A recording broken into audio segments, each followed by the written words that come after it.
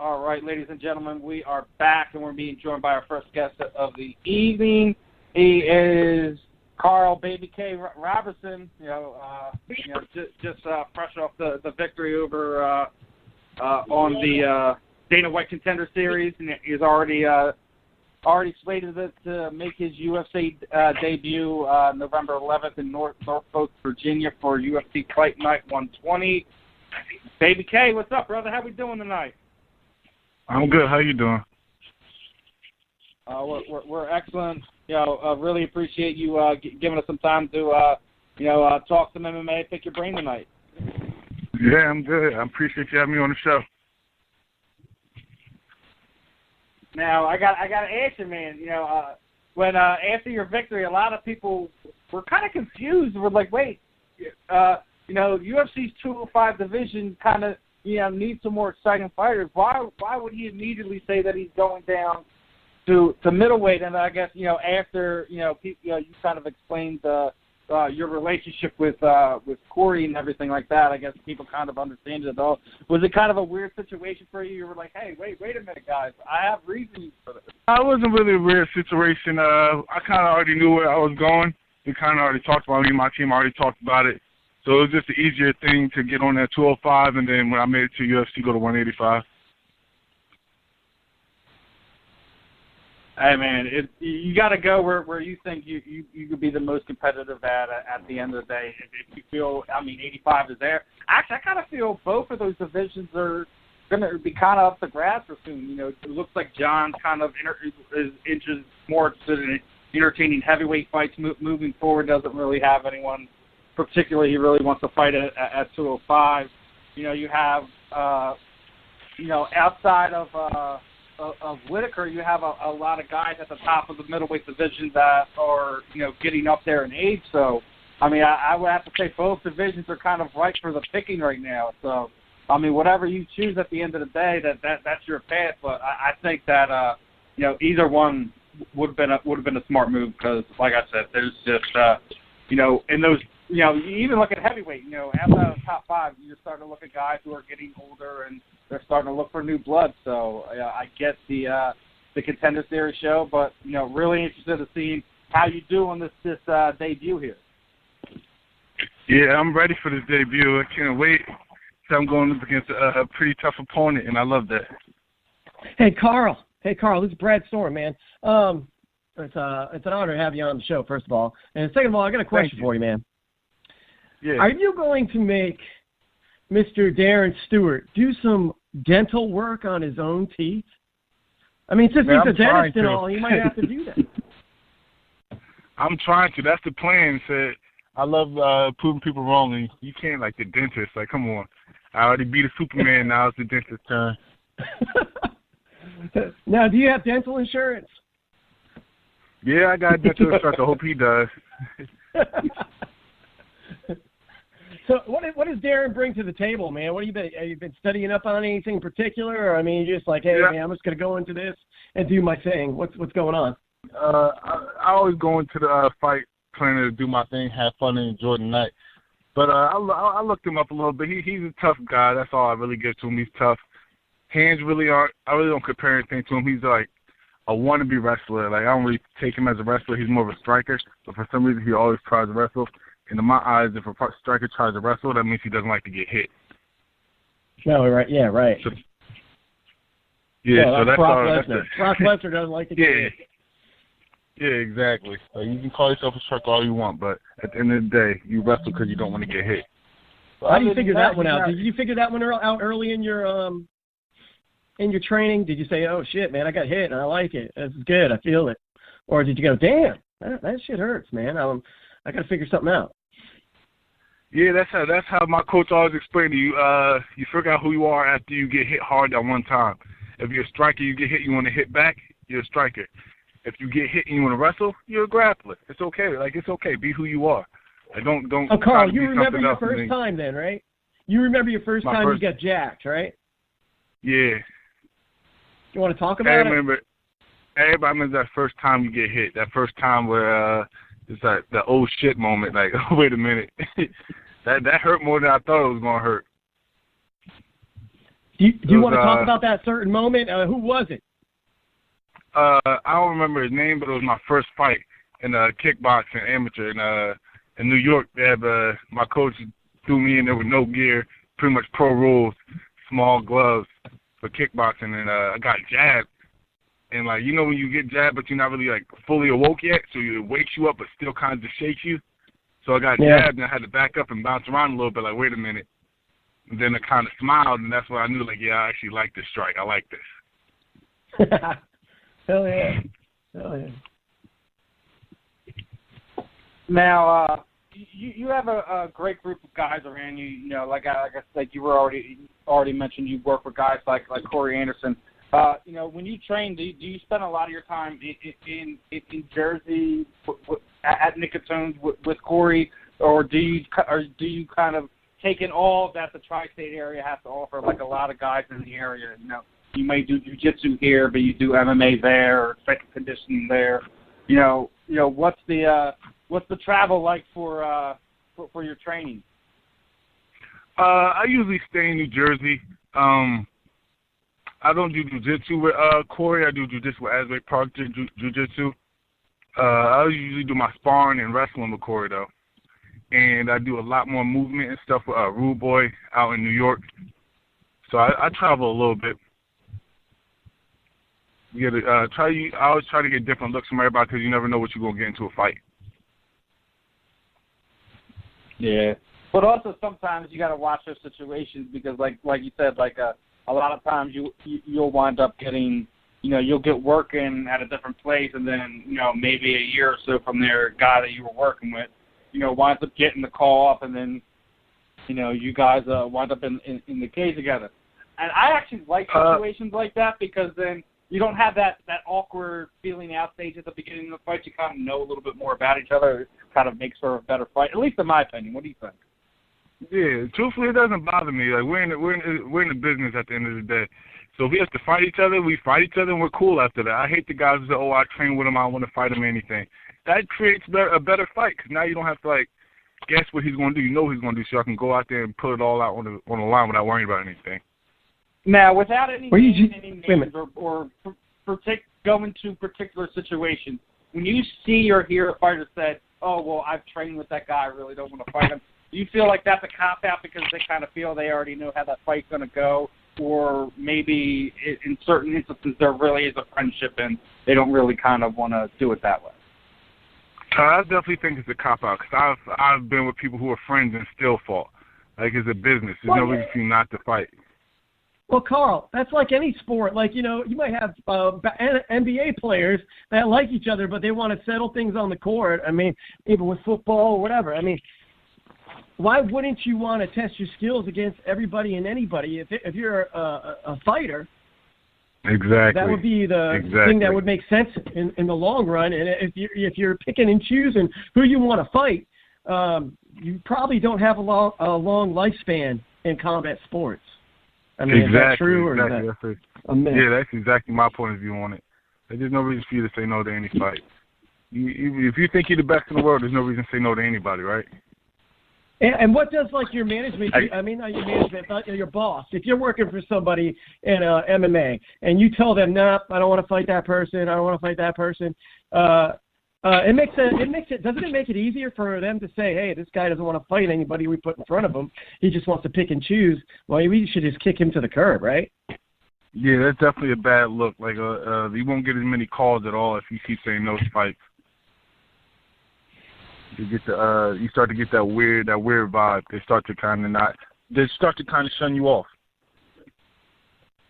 Yeah, because I know Misha Tate's wasn't Misha Tate's boyfriend? Didn't he? I heard he was picking and choosing some of his fights.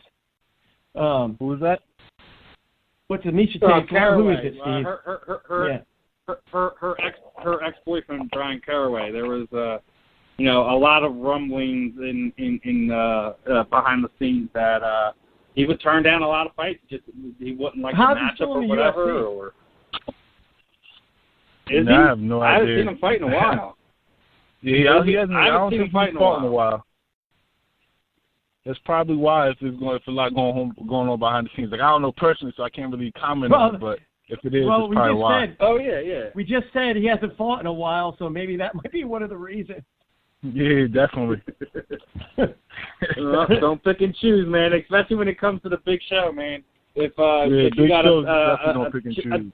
Yeah, man, you got a challenge in front of you, man. It's like, all right, well, I don't really like that matchup, but, I'm going to find a way to beat this guy and, get my victory, and, maybe the next fight will be something, more up my alley or, better suited to my skill set. You can't always get the fight where you want. I mean, it's kind of rough saying that because you see guys out there at the top of the game and they literally pick and choose the fights they want. So it's kind of a weird situation where you do see that happening. But for the I most understand part, that, but at the top of the game, they already fought everybody.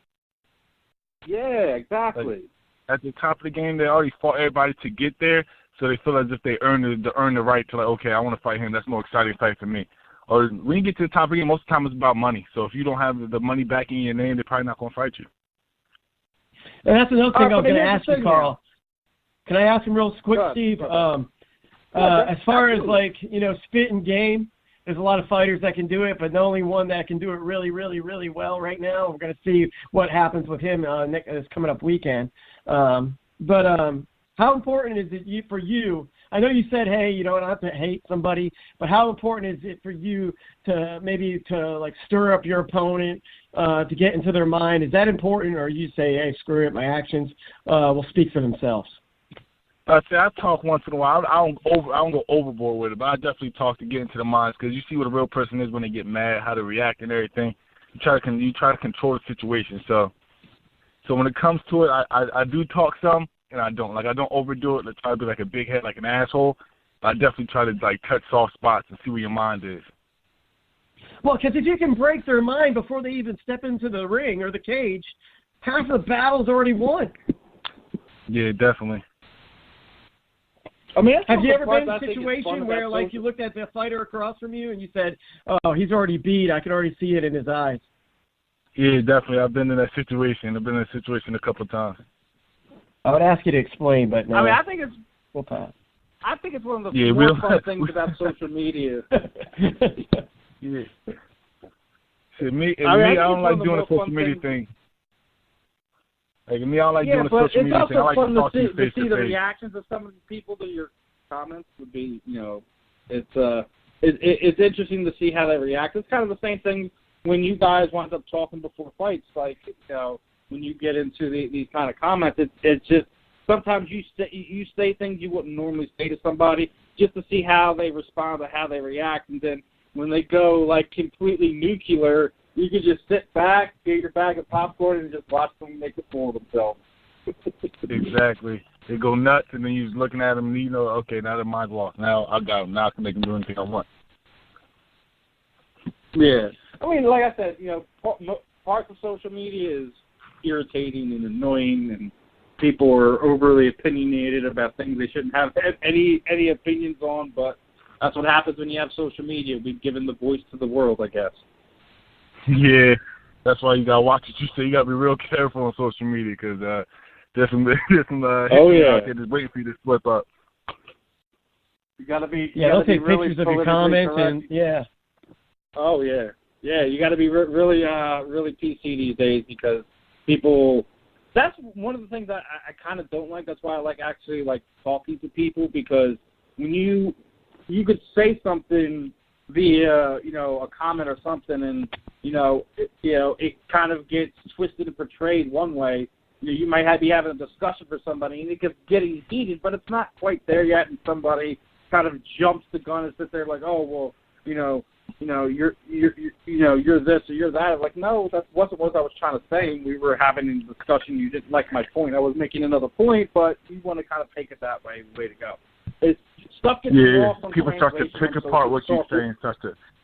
Exactly. Yeah, they try to read more into things than. Mm-hmm. It's a fine line. It's a slippery slope. Slippery slope.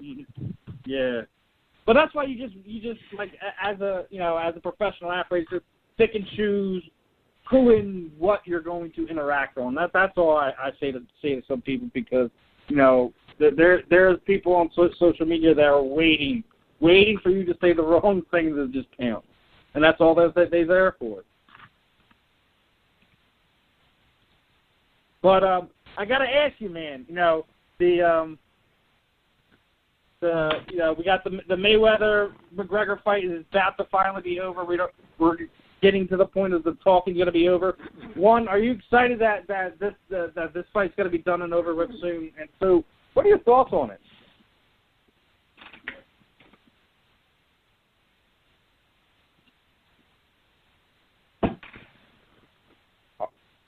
Karl? Hey, you lose him? No, he's still here.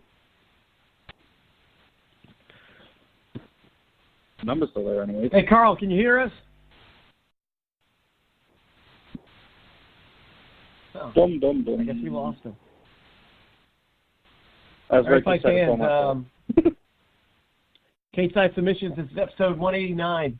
You want to follow us at Twitter, at CSS Radio. Give us a positive review on Blog Talk. If you like the show, just give us a positive review. Any review would be welcome. It doesn't really matter. Facebook.com/Cage-Side Submissions. Go like the page. We're at 2414. We're trying to get up there, and we're working our way up to a free prize. So why don't you keep hitting like or spread the word. Go to SoundCloud.com. I pull some snippets from the show, some funny spots, or maybe something that was informative, and I put it up there. And you can follow our YouTube page, Cage-Side Submissions.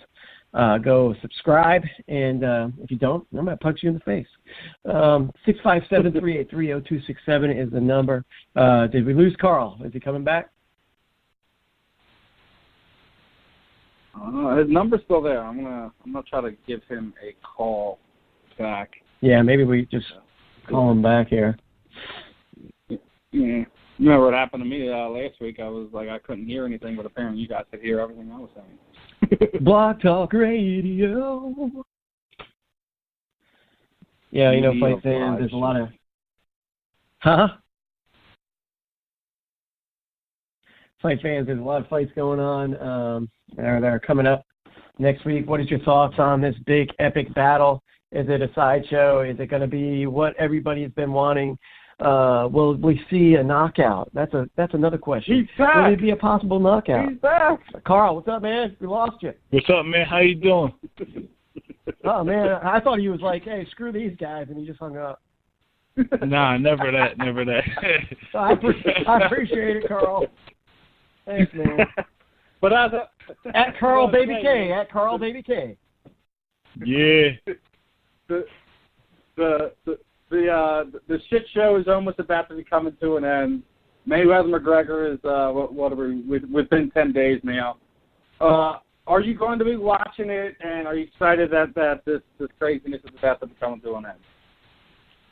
Yeah, I'm going to be watching it, and at first I had my ifs about it, like, why is he fighting him? But now that I look at it, it brings both sports together, because you know how you have some of those people who don't watch boxing because I don't like it, it's not as exciting as MMA. You got them boxing people who are like, MMA is too violent, this and that. It brings the sports together, and it brings more fans to our side and more fans to their side. So I can appreciate what McGregor and Mayweather are doing. What do you think about Nate kind of standing up for Conor, kind of taking shot at the boxing critics? Basically trying to make fun of Conor, saying he's going to be embarrassed and all that. Yeah, I respect Nate, man. He's standing up for what he believes in. He's a boxer and he's an MMA fighter, because there's been plenty of boxers who said Nate is pretty good at boxing, and he has the MMA world pretty much in his pocket because he's been around for so long. So him standing up for the MMA fighter is a good look. Yeah, I think not just that. Like, you got to think of the I wouldn't say rivalry they had, but the fights that they had, and the means to it at this point in time. I mean, I just think that you see the fact that Nate would stand up and kind of support Conor, what he's doing, speaks volumes of who Nate is as an actual person, not just as a businessman and as a fighter. A lot of people say a lot of things about both the Diaz brothers, but when it comes down to it, they defend and protect this sport with such ferocity. It is insane. I love them guys. Love it. They put so much blood and tears into the sweat into the sport. You gotta appreciate it that they stand up for what they believe in, and they love this sport, so they won't back it as much as they want to. You know, they really don't care about shit. So when they speak, it's coming from the heart. Yeah, and they do it because they love it. They don't do it just because of the money or anything else. They love to fight, and they love to train, and they love to be athletic. Exactly. So, I mean, and that's what I like about them. It's like, hey, I'm going to still smoke. I'm going to still do what I want to do. I'm not a bad person. I still live my life, pay my bills, and I'm a good person. So it is what it is. Exactly. Why live life any other way? Right. There's so many people that live life like robots, and and then you turn 70 years old, you might be looking back and go, damn, I wish I would have done something. Or I wish I would have taken a chance. And that's the thing with you, Karl, man. You've taken those chances, and you've succeeded in getting one of those milestones accomplished. How does it feel for you, and what was the atmosphere like for that Contender series? Were there any nerves? I mean, were you ready to go? I mean, how was it? There's definitely nerves. Anybody who says there's not nerves before a fight, that means that they should be out of the fight game. There's definitely a whole lot of nerves, a lot of pressure and everything, but still ready to go. Like, when you're so close to your dream and everything, like, it's going to be a type of pressure, like, especially when you fight someone who's close to their dream. So it's like, it's neck and neck. Who wants it more? Who really put in the work for this? So that's when your mind starts reckoning, like, yo, did I do enough for this? Did I do enough for this? And then you start to think about, yeah, I ran all them extra miles. I put on those extra rounds. I did all the extra eating right, not taking the extra meal that you love. Like, it's the little things that count. Yeah. Now I got to ask you. Now they do this the Contender series on the Ultimate Fighting. Now you just mentioned, not being able to eat that meal you love, to be disciplined and stuff like that. Do you think what Dana's doing now with the Contender series is an eventual kind of thing where the UFC is going to phase out tough, and secondly, do you think it's a lot better to have that type of environment and not worry about having to be in the house and have that weight cut several times over an X amount of period of time? I still think, as much as people used to love the Bellator tournament format and all that, I still think to this day that the Ultimate Fighter house is the toughest competition to go through. Just on the basis of having to make that weight that much in that small period of time is insane. Yeah, the Ultimate Fighter, that's a trip, man, especially for people who actually got cut weight. That's why a lot of people who went to Ultimate Fighter House went up a weight class to do it, because it's just safer and easier for them. But it is definitely one of the hardest ways to go. Like, if you want to get, it's probably one of the hardest ways. But the thing that started to happen is that a lot of people started to get onto the show and just try to make a name for themselves by talking and being rowdy and get recognized by that, and then still get into the UFC. So that kind of diluted the process, if you understand what I'm saying. So I appreciate the Contender series, because the Contender series is, okay, you either come and show up, or you're not getting the contract, and I love that. That puts the same type of pressure kind of as the Ultimate Fighter House, but you can't make a name for yourself without all the background stuff. Yeah, that's unnecessary. Like, with this is unnecessary. Either you show up and show out, or you show up, shut up, and try again. That's up to you. It's like Fight Club. Now, yeah, it's Fight Club. But now the other thing upon that is that you're left up to Dana White's whim or will, so to speak. There's been shows like even the I think it was the week after yours, when they did show when Sean O'Malley got the contract. There was probably two other guys, Connolly and David Fong, who probably should have got contracts as well. But I just think, at least in my personal opinion, that their age number played a factor into it.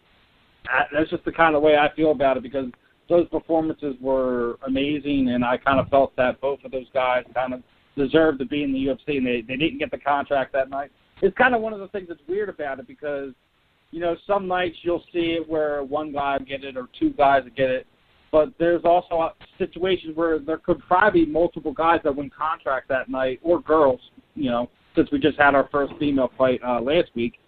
And it's kind of rough, man, because, you know, even if you do, you know, leave everything you have in there, get the win and put on a great performance, there could be another guy there that night that just, you know, turns it up just a little bit, dazzles just a little bit more, and then you wind up walking home with nothing.